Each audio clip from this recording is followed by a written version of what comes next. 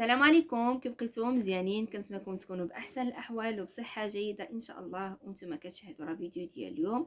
واخا انا راني عارفاكم غادي تجاوبوني وتقولوا لي من صحه جيده، راه حنا كنا ضربنا البرد، كنا مدقدقين، كنا فينا الكحه، كنا الزما كيدرنا الى اخره. كيف ما جميع الناس اللي هضرتي معاه كيقول لك راني مدقدق، راني مع هذا الجو هذا. الحمد لله على كل حال. حتى انا مريت بهاد الفتره هذه اولا بهاد النزله البرد هذه، ماشي مره ماشي جوج تصهدت لا انا ولا وليداتي، حتى طحت على واحد المشروب. المشروب اللي خطير بزاف، انا سميته مشروب سحري، حيت فعلا البنات مشروب سحري. من اول مره شربته لا انا وليداتي الحمد لله درنا لاباس وتشافينا. داكشي علاش قلت علاش لا ما نشاركوش معكم حتى نتوما ينفعكم ان شاء الله باذن الله. وكما قلت لكم درتو انا واستعملته انا والوليدات ديالي. يعني هذا المشروب هذا كيصلح لجميع الاعمار، سواء الاطفال الصغار او الكبار، وحتى المراه الحامل او المراه المرضعه. يعني غادي ينفع جميع الناس ان شاء الله بحول الله. والمكونات ديالو بسيطه، المكونات ديالو يعني موجوده عندنا دائما في البيوت ديالنا. ولكن ما كنعرفوش هكا المنافع ديال هاد المكونات هادو. داكشي علاش ان شاء الله غادي نذكر لكم هاد المكونات، وغنذكر لكم معهم حتى المنافع او الفيتامينات اللي موجود في كل مكون من هاد المكونات هادو. وان شاء الله بحول الله نشارك معكم حتى الطريقه ديال التحضير ديالو والطريقه ديال الاستعمال ديالو. وما نطولش عليكم اكثر، نخليكم ندوزو نعطيكم المقادير والطريقه ديال التحضير وحتى الطريقه ديال الاستعمال ان شاء الله بحول الله. وكنتمنى الشفاء للجميع يا رب. معكم على بركه الله بالمكون الاول في هذه الوصفه هذه، او المكون الرئيسي في هذه الوصفه هذه، اللي هو الليمون الحامض، اللي كنعرفوا جميع انه كيحتوي على نسبه عاليه من الفيتامينات والعناصر الغذائيه اللي كتعمل على تعزيز صحه الجهاز المناعي والوقايه من الفيروسات والجراثيم. واللي كيتعتبر ايضا من المشروبات الطبيعيه الهامه لعلاج نزلات البرد والانفلونزا، وكيعمل على طرد الجراثيم من الجسم.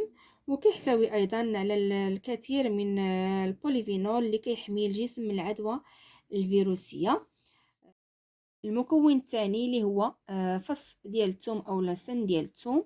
من الافضل البنات يكون الثوم الاحمر، اللي كيكون عنده منافع كثيره على الثوم الابيض. الثوم اللي بالدور ديالو كيف ما كتعرفوا انه غني بمركبات مغذيه كتسمى الاليسينين والاليناز، اللي كتساعد على تقويه الجهاز المناعه وكتحفز الخلايا المناعيه في الجسم، وكتزيد من القدره ديالها على مكافحه الالتهابات.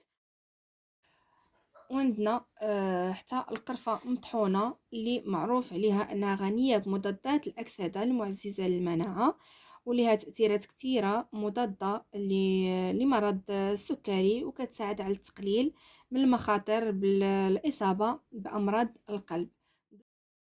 وعندي هنايا المعدنوس اولا البقدونس، اللي حتى هو كيحتوي على فيتامينات ج والف اساسيه لاعاده بناء جهاز المناعه، وكيعمل ايضا كمضاد للاكسده، وكيحمي من الامراض المزمنه كامراض القلب والسكري والسرطان. عندي هنايا الفجل الاحمر اولا الفجل كما تنقولوا بالدارجه ديالنا. الفجل اما هذا اللي طويل اولا غتاخذوا هذاك المكور، عندهم بجوجهم نفس المفعول اولا نفس الفائده. الفجل اللي حتى هو كيحتوي على جوج ديال الفيتامينات، فيتامين سي وفيتامين بي، اللي كيساعدوا على تعزيز جهاز المناعه، وكيساعدوا على انتاج او تعزيز انتاج خلايا الدم البيضاء، اللي كتكون عندها القدرة بأنها تدمر الجراثيم المسببة للأمراض اللي كتكون هكا في الداس ديالنا، وكتنتج الأجسام المضادة. وكيساعد أيضا تناول الفلفل الأحمر على حماية الجسم بشكل كبير من الضرر اللي قد يصيب الجهاز التنفسي ديالنا. وعندي هنايا العسل الحر اولا عسل النحل، غير شويه منه ماشي بزاف، اللي حتى هو كيحتوي على مجموعه متنوعه من مضادات الاكسده بحال الاكسيدير، الجلوكوز، وحمض الاسكوربيك، وهو احد اشكال فيتامين سي. احماض الفينول والفلافونويد. غادي نشارك معكم الطريقه ديال التحضير ديال هذا المشروب. هذا طريقه سهله وبسيطه. اول حاجه المكون الاساسي اللي شاركت معكم اللي هو الحامض. خديت هكا 4 حامضه، حيدت لها القشره الصفراء فقط، خليت لها البيضه حيت البيضه فيها فوائد اللي كثيره ومهمه بزاف في هذه الوصفه هذه. وخديت هنايا طرف ديال الفجل اللي كيف ما قلت لكم تقدروا تستعملوا حتى الفجل الاخر المكور اللي ما حيدتلوش هكا القشره ديالو كامله، حيت القشره ديالو فيها منافع اللي كثيره. وخديت هنايا واحد سنين هكا ديال الثومه، من الافضل كما قلت لكم يكون الثوم الاحمر. خديت هنايا نص معلقه ديال القرفه هكا مطحونه، ونص معلقه ديال العسل الحر، وشويه هكا ديال المعدنوس. تقدروا نتوما تضاعفوا هذه الكميه اللي درت انا على حسب الاشخاص اللي غادي يشربوا هذا المشروب هذا. دابا غادي ناخذ الطحانه الكهربائيه وغادي ندير فيها هاد المكونات هادو كاملين. اذا البنات على هاد المكونات كاملين فقط كاس هكا كبير ديال الماء اللي يكون سخون مزيان، وغادي نطحنهم ان شاء الله ونرجع معاكم. انتم البنات خديت المكونات كاملين قطعتهم وخويتهم هكا في الكاس ديال الطحانه الكهربائيه. غادي نزيد عليهم كاس ديال الماء اللي يكون سخون كيف ما قلت لكم، وغادي ندوز غادي نطحن الكل مع بعضياتهم.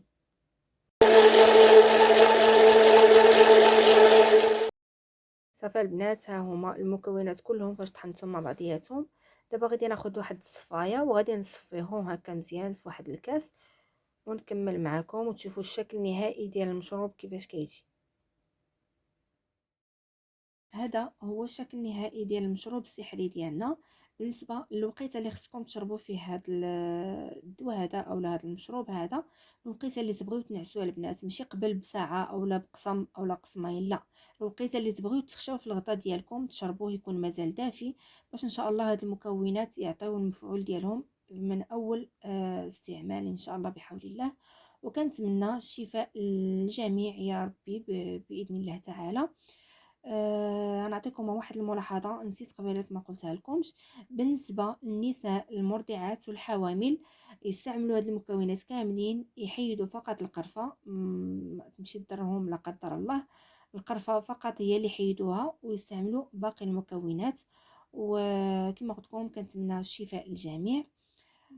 صافي غادي نختم معكم لا فيديو هنايا اللي كنتمنى ينال اعجابكم والوصفه اللي عطيتكم فيه تفيدكم ان شاء الله بحول الله. ونخليكم على خير الى فيديو قادم ان شاء الله.